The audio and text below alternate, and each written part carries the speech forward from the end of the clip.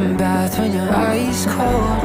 I won't let you fall from this tightrope. 99 ways and I still can't cheer you up. Hush, baby.